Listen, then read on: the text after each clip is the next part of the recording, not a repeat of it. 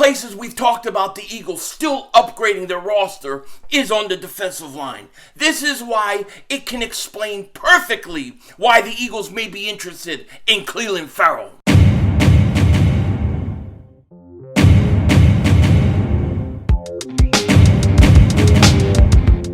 Dallas still stinks. Yo, by the way, King Dingbat here, and let me first start off by saying Happy Memorial Day to each and every one of you guys out there. I hope you're having a wonderful day. And thank you to all those that have given their lives to this country, all those that have served this country. Much respect to you guys. As I always say, this channel holds veterans and their families in the highest regards. The sacrifice they make and their family is just, it's heroic. So I just want to say shout out to each and every one of you guys out there. Thank you to all the vets out there. Much respect to you guys. And also, I got to say, happy birthday to my oldest daughter, Bella, who turned 15 today. Oh, my God. 15. She turned 15 today. I can't believe I have a 15-year-old kid. But she turned 15 years old. Shout out to her. We're celebrating her birthday today. That's what I've been basically doing all day. So happy birthday to her. And also, if you're new to the channel, make sure to click that like. Make sure you subscribe. You don't want to miss daily Eagles football content every day. We got maybe the greatest all season happening ever.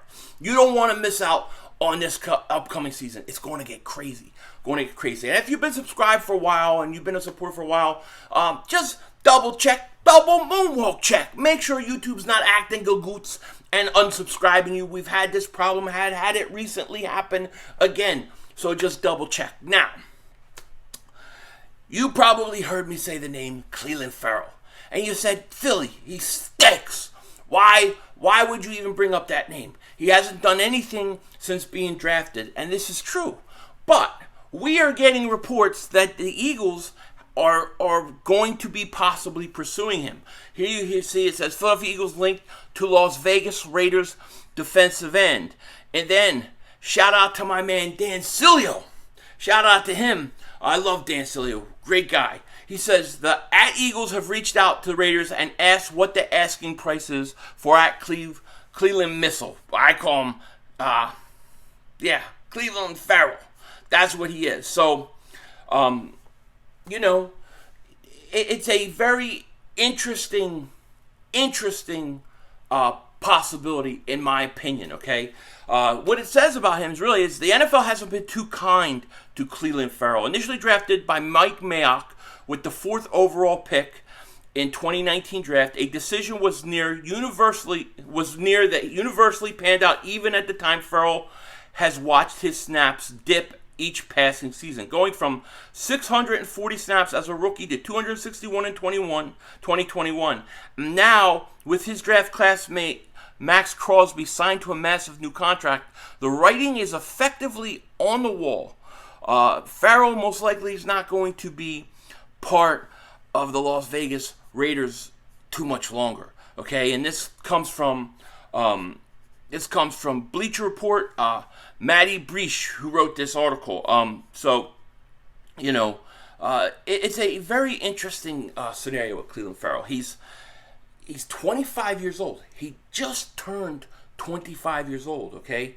Last year, he had 1.5 sacks, 8 solo tackles. I mean, he was really non-existent for the Raiders. 6'4", 265. I think he was the 4th overall pick. 4th or 5th overall pick, I can't remember which one, in 2019. So Clelin Ferrell is a guy who was built as somebody that could be a game changer, okay? If you look, his best year came his rookie year. He had 4.5 sacks. Then it went to 2. Then it went to 1.5. This sounds very Derek Barnett-ish to me, okay? A guy who continually gets worse every year. But the question is he a guy the Eagles should call up or try to bring in? You're not bringing this guy in as a starter. You're not bringing him in as any of that. You're just bringing him in as depth, as a rotational piece, another guy to have.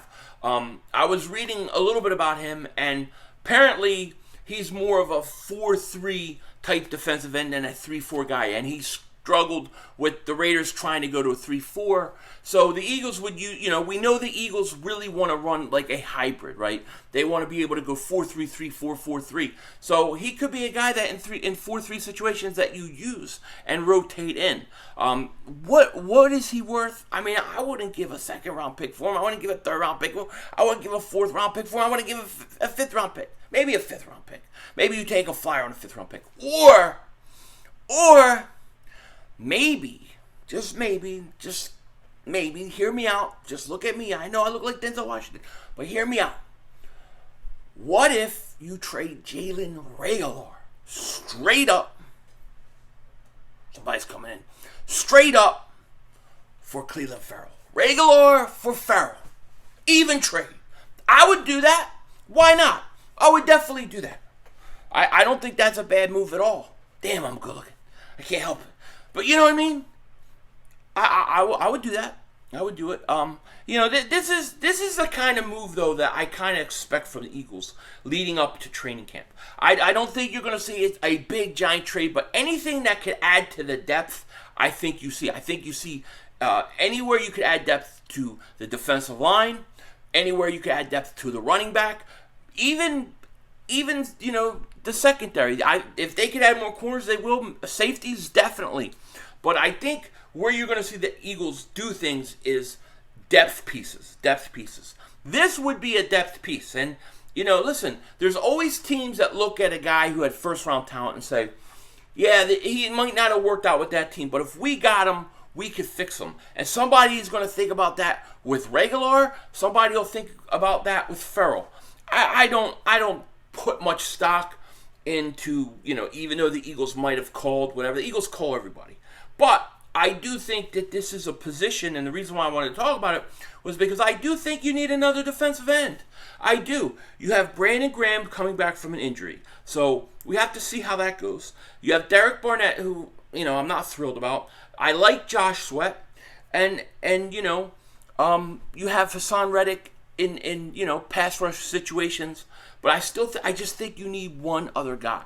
If Hassan Reddick could get you 10, 12 sacks, then you can get 8 sacks from Josh Sweat and 9 sacks from Brandon Graham, and then 6 sacks apiece at defensive tackle by Cox and Hargrave, maybe even more. You're gonna have a lot of sacks. But I do not mind bringing in one extra guy to help out in that rotation. So I could see the Eagles totally doing it. You're going to need another defensive end in the next few years because Brandon Graham is older, and then Derek Barnett won't be here. So we'll see. But it's an interesting thought nonetheless. Also, Eagles are starting OTAs tomorrow, so we'll be looking at that. I know a lot of people are talking about the position battles and stuff like that. I don't really worry about all that so far when you get OTAs. It's too much. We're gonna hear J.J. Arcega-Whiteside, the Umbrella Man, Mr. Mary Poppins, looks fantastic as a tight end. What a great move to move him to tight end. He looks fantastic. As soon as he gets pads on and you go in a preseason game, he's going to get his ass kicked. So we can only put so much stuff. We're going to cover the OTAs. We're going to talk about it. We're going to get into all the hype.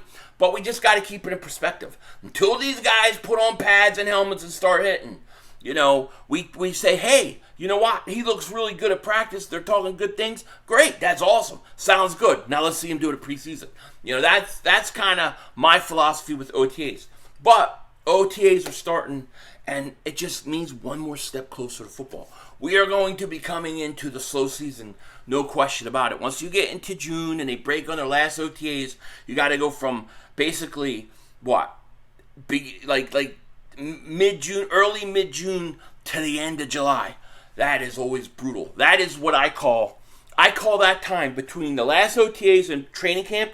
I call that Dallas Cowboys go to jail season, because that's usually when the Cowboys get arrested. That's usually what happens every year. Cowboys get arrested by then. So it'll be interesting nonetheless. You know what I'm saying? It's going to be interesting. I do think there are moves to be made, though, in all seriousness. Like, I definitely don't want to stop adding depth to this roster if you don't have to. You know what I mean?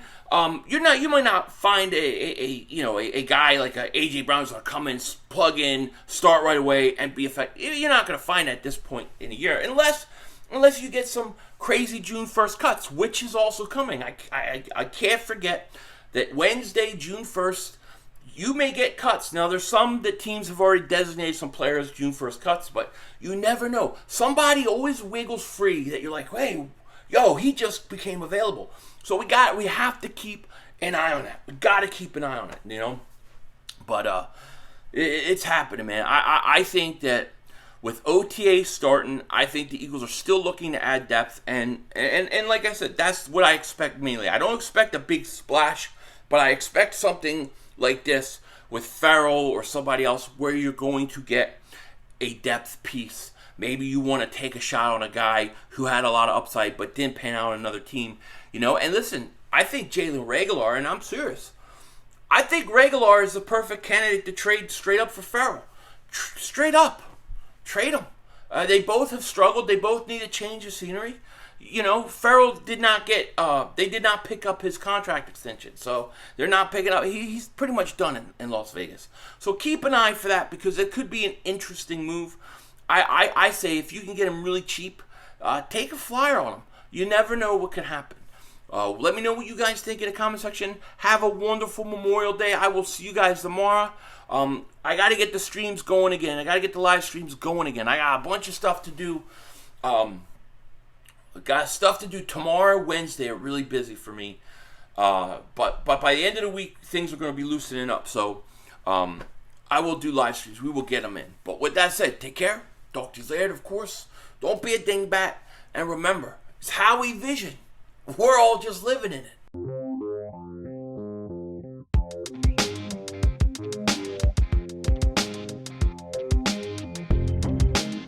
Hey, yo, I love when good shows come on and you get to watch them, right? And lately, it's been fantastic TV.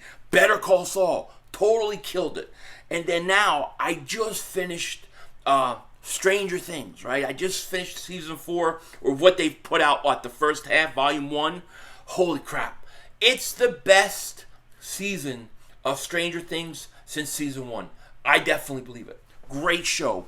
And I'm gonna be actually talking about movie stuff and doing some stuff with channel membership. I was talking to Joey Shake, shout out to him. He gave me a great idea that I think I'm going to do. But I'll be talking to channel members about that. But Stranger Things 4, fantastic. Absolutely fantastic. Obi-Wan Kenobi, here's another show. I know a lot of people are critical of it. Now, I didn't watch Clone Wars or all these other spin-off cartoons and stuff, so I don't know a lot of stuff that happens. I'm just like the original trilogy type of guy. I thought it was good, the first 2 episodes. They got to be careful of some things, but so far, so good. They got to make sure they don't do any bait and switches. If they keep it on Obi-Wan, it's going to be fine. With that said, Denzel Washington out.